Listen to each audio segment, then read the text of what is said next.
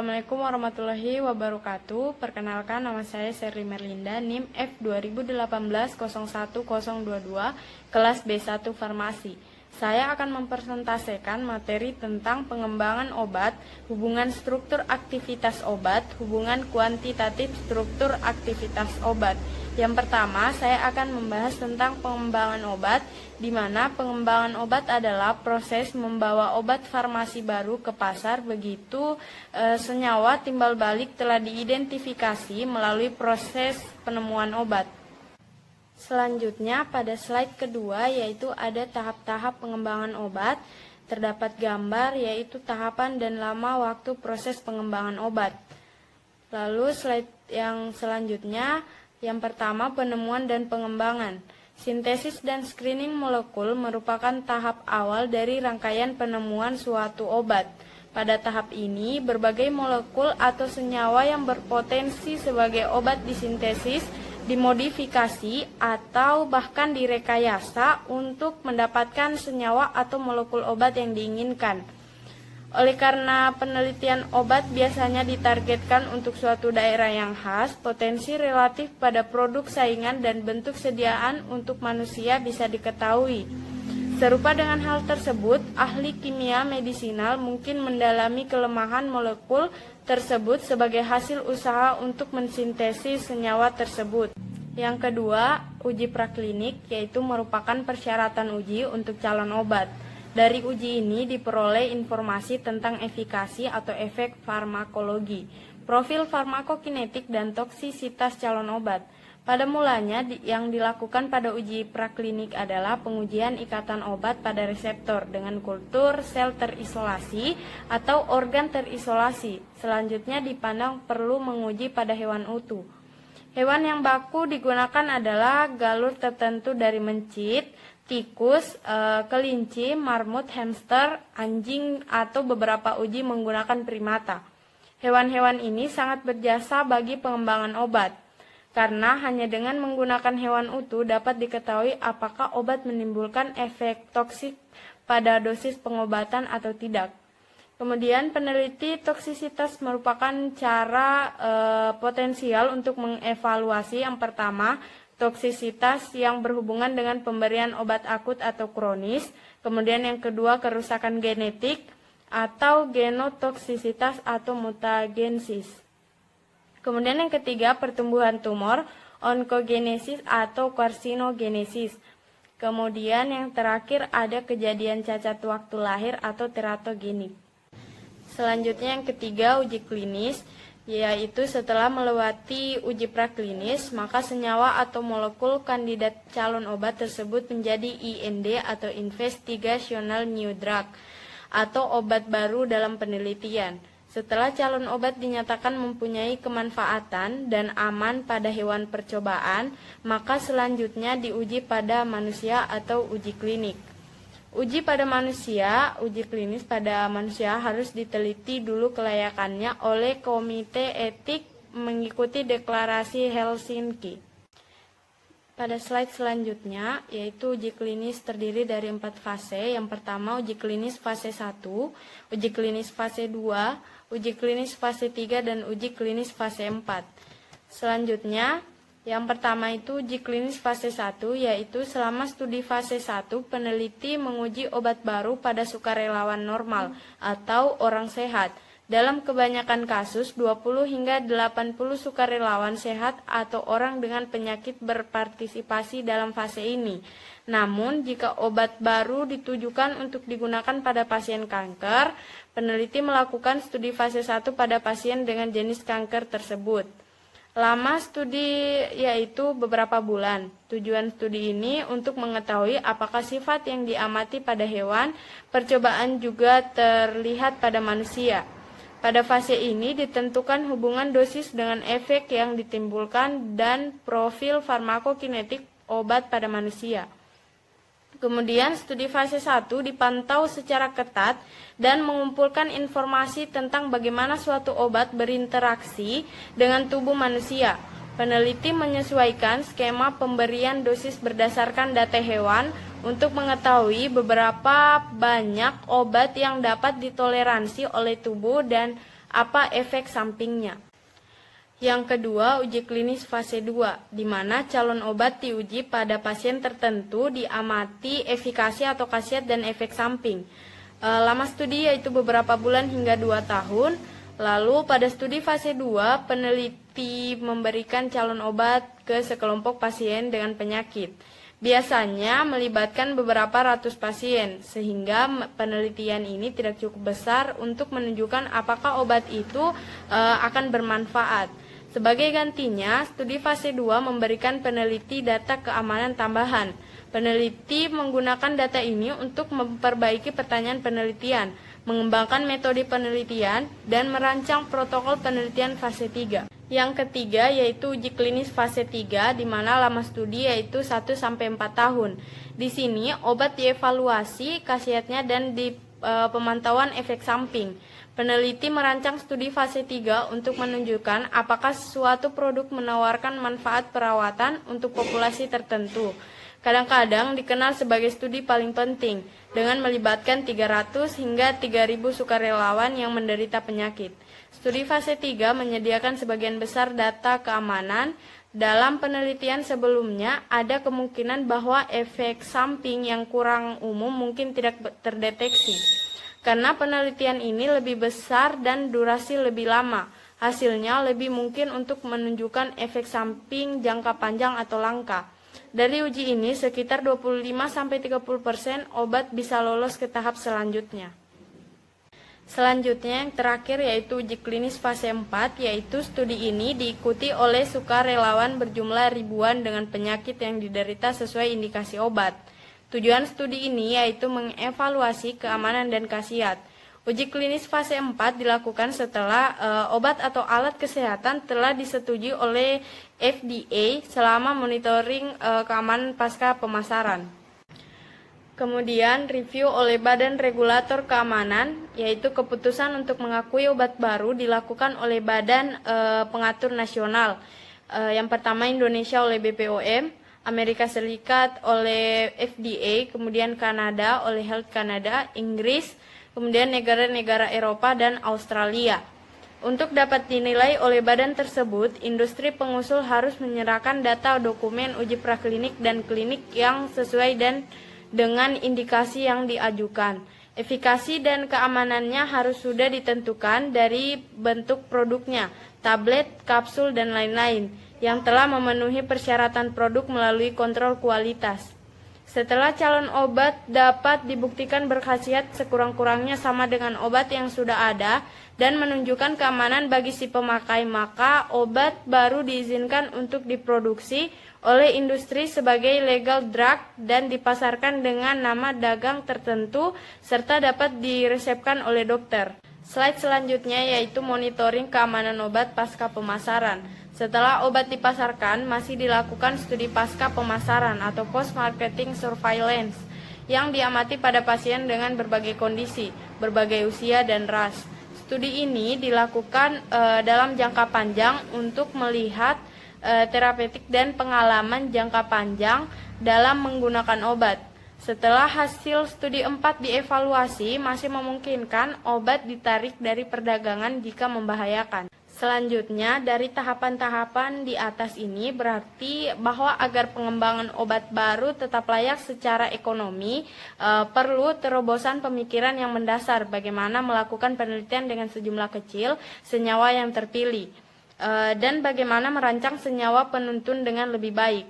Dahulu pengembangan obat baru lebih banyak di universitas, yaitu sebanyak misalnya 50%. Sedangkan saat ini pengembangan obat baru lebih banyak dilakukan oleh industri, yaitu 90%, universitas hanya 9%, sedangkan lembaga riset pemerintahan hanya 1%.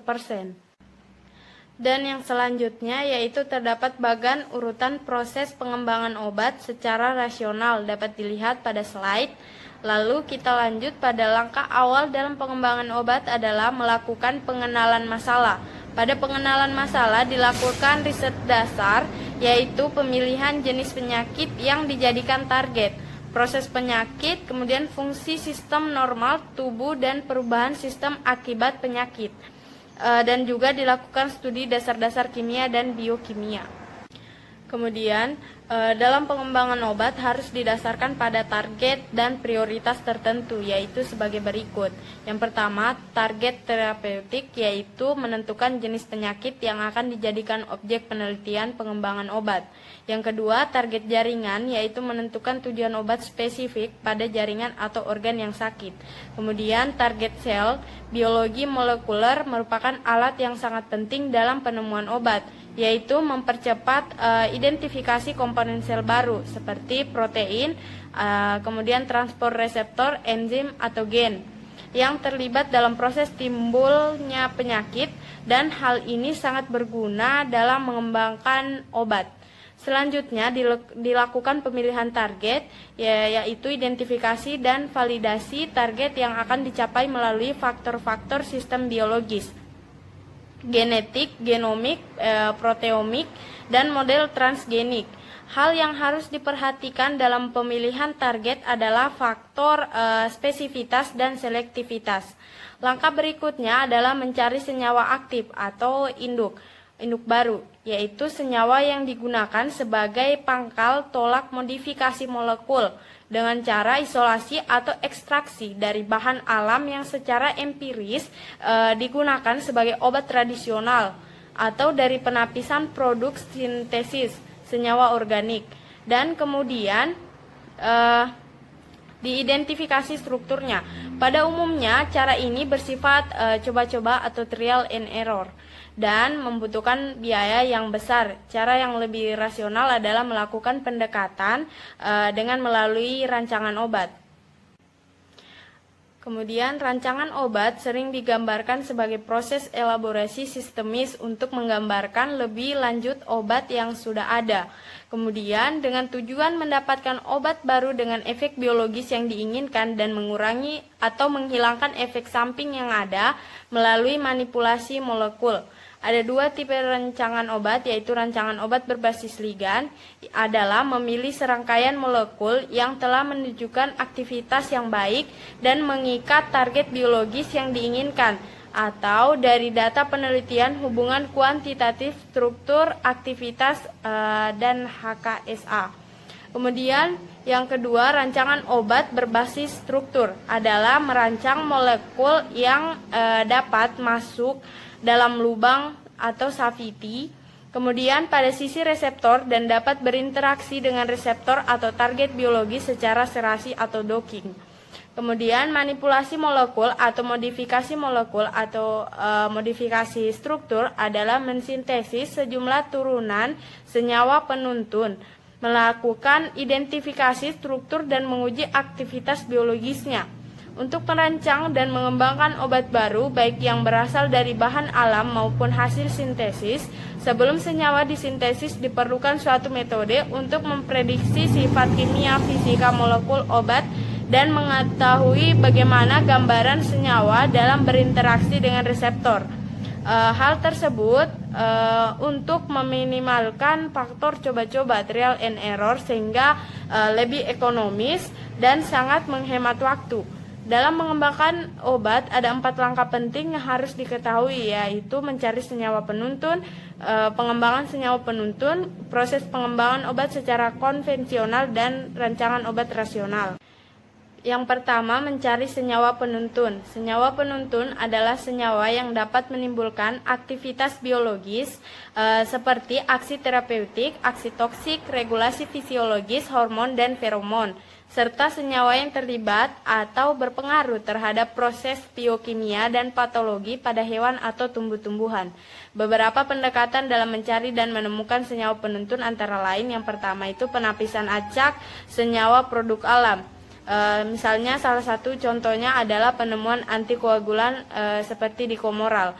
Kemudian contoh lainnya dapat dibaca pada slide. Kemudian terdapat juga struktur dan contoh senyawa obat yang berasal dari tanaman. Lalu yang kedua itu penemuan obat secara kebetulan. Kadang-kadang pada pengembangan obat baru untuk digunakan melawan suatu penyakit secara tak terduga didapatkan bahwa senyawa tersebut juga berguna untuk pengobatan penyakit yang lain. Contohnya itu seperti reserpin, pargilin, allopurinol, klonidin, alkaloida, vincristin, dan vinblastin. Selanjutnya, pengembangan senyawa penuntun. Yang pertama, pengembangan substitusi untuk mendapatkan senyawa yang lebih poten, spesifik, aman, dan efek samping minimal. Contohnya itu pengembangan amfetamin menjadi metamfetamin yang berkhasiat sebagai perangsang sistem saraf pusat 3 kali lebih poten. Kemudian pengubahan spektrum aktivitas, contohnya itu memisahkan komponen utama dari spektrum aktivitas ke dalam molekul yang berbeda sehingga didapatkan senyawa dengan spektrum yang baru. Contohnya itu pengembangan senyawa steroid anabolik seperti oksimetolon, stanozolol, dan metil testosteron. Lalu, proses pengembangan obat secara konvensional. Proses pengembangan obat secara konvensional dapat dibagi berdasarkan perubahan struktur dan sifat kimia fisika sebagai berikut. Yang pertama, pembuatan seri senyawa homolog, mengubah jenis atau kedudukan substituen pada rantai samping. Kemudian yang ketiga, mengganti bagian yang kurang penting dan mempertahankan gugus fungsi yang ada. Kemudian yang keempat, konversi produk alami. Yang kelima, modifikasi atas dasar tetapan kimia fisika dari substituen. Kemudian yang keenam, penggunaan prinsip isostrik. Kemudian memisahkan campuran isomer. Yang kedelapan, pembentukan senyawa kembar. Kemudian yang kesembilan, modifikasi molekul secara alami. Dan yang ke-10, transformasi mikroba. Dan kita masuk pada materi selanjutnya, yaitu hubungan struktur aktivitas, di mana aktivitas biologis suatu obat diperoleh setelah terjadi interaksi senyawa dengan molekul spesifik dalam objek biologis. Interaksi tersebut ditunjangi dengan spesifitas sifat kimia fisika senyawa yang tinggi. Aktivitas obat berhubungan dengan sifat kimia suatu obat dan merupakan fungsi struktur molekul obat. Hubungan struktur kimia dan aktivitas biologis yang tidak baik dapat disebabkan oleh kurang baiknya metode penelitian yang digunakan. Pengetahuan tentang hubungan struktur kimia dan aktivitas biologis merupakan dasar penting dari penggunaan rancangan obat. Kemudian faktor yang kurang mendukung hubungan struktur aktivitas. Yang pertama, perbedaan keadaan pengukuran parameter kimia fisika dan aktivitas biologis. Contohnya itu konformasi molekul obat mungkin tergantung pada pH dan komposisi ion dari medium di mana obat tersebut diteliti. Kemudian yang kedua, senyawa yang dibentuk ternyata bentuk praobat yang terlebih dahulu harus mengalami bioaktivitas menjadi metabolit aktif. Kemudian yang ketiga, aktivitas obat dipengaruhi oleh banyak keadaan in vivo. Kemudian senyawa mempunyai pusat atom asimetris, lalu senyawa mempunyai aktivitas biologis yang mirip dengan senyawa lain tetapi berbeda mekanisme kerjanya. Kemudian yang keenam, pengaruh bentuk persediaan terhadap aktivitas, contohnya itu monobiosin. Kemudian yang ketujuh, obat bersifat multipolen, contohnya itu turunan fenotiazin tertentu seperti prometazin. Kemudian yang kedelapan, perbedaan spesies, contohnya itu amfetamin. Slide selanjutnya yaitu faktor yang mendukung hubungan struktur aktivitas. Yang pertama itu hubungan struktur aktivitas empiris yang sifatnya insidentil, contohnya itu turunan morfin. Kemudian yang kedua, struktur obat simetrik atau contohnya itu obat simetrik, salisilat, dan metazid. Selanjutnya, hubungan struktur aktivitas yang sebenarnya yaitu aktivitas biologis merupakan refleksi sifat kimia dari senyawa bioaktif, sehingga hubungan struktur aktivitas seharusnya ada hukum tertentu. Yang pertama itu hubungan sifat kimia fisika dan aktivitas, yang kedua hubungan struktur kimia dan aktivitas biologis obat dengan tempat aksi yang sama, kemudian yang ketiga hubungan struktur aktivitas tidak langsung, yang keempat hubungan struktur aktivitas untuk stereoisomer. Selanjutnya, hubungan kuantitatif struktur aktivitas atau HKSA, di mana aktivitas biologis suatu obat diperoleh setelah terjadi interaksi senyawa dengan molekul spesifik dalam objek biologis. Interaksi tersebut ditunjang dengan spesifitas sifat kimia fisika senyawa yang tinggi. Aktivitas obat berhubungan dengan sifat kimia fisika obat dan merupakan fungsi dari struktur molekul obat. Hubungan kuantitatif struktur kimia dan aktivitas biologis obat atau HKSA merupakan bagian penting rancangan obat dalam usaha mendapatkan usaha obat baru dengan aktivitas yang lebih besar. keselektifan yang lebih tinggi, toksisitas atau efek samping yang sekecil mungkin, dan kenyamanan yang lebih besar. Selanjutnya, model pendekatan hubungan kuantitatif struktur aktivitas. Yang pertama itu ada model pendekatan HKSA Free-Wilson, kemudian model pendekatan HKSA Hens, kemudian parameter kimia fisika dalam HKSA. Model pendekatan HKSA Free-Wilson. Free dan Wilson 1964 mengembangkan suatu konsep hubungan struktur dan aktivitas biologis obat yang dinamakan model de novo atau model matematik Free-Wilson. Mereka menggunakan bahwa respon biologis merupakan sumbangan aktivitas dari gugus-gugus substituen terhadap aktivitas biologis senyawa induk yang dinyatakan melalui proses berikut, yaitu log 1 per C sama dengan SS ditambah M, atau log 1 per C yaitu logaritme aktivitas biologis, kemudian SS itu total sumbangan substituen terhadap aktivitas biologis senyawa induk, kemudian M itu aktivitas biologis senyawa induk. Selanjutnya, model pendekatan HKSA Hens yaitu 1963 mengemukakan suatu konsep bahwa hubungan struktur kimia dengan aktivitas biologis log 1 per C suatu turunan senyawa dapat dinyatakan secara kuantitatif melalui parameter-parameter sifat kimia fisika dari substituen yang yaitu parameter hidrofobik atau P, elektronik atau S, dan sterik atau E. Kemudian model ini disebut juga model hubungan energi bebas linier atau linear free energy relationship atau LFER, atau pendekatan ekstrak termodinamik. Pendekatan ini menggunakan dasar persamaan Hammett yang didapat dari kecepatan hidrolisis turunan asam benzoat sebagai berikut, yaitu log K per KH sama dengan RS atau KX dan KH. Tetapan keseimbangan reaksi dari senyawa tersubstitusi dan senyawa induk. Kemudian yang R, tetapan yang tergantung pada tipe dan kondisi reaksi serta jenis senyawa.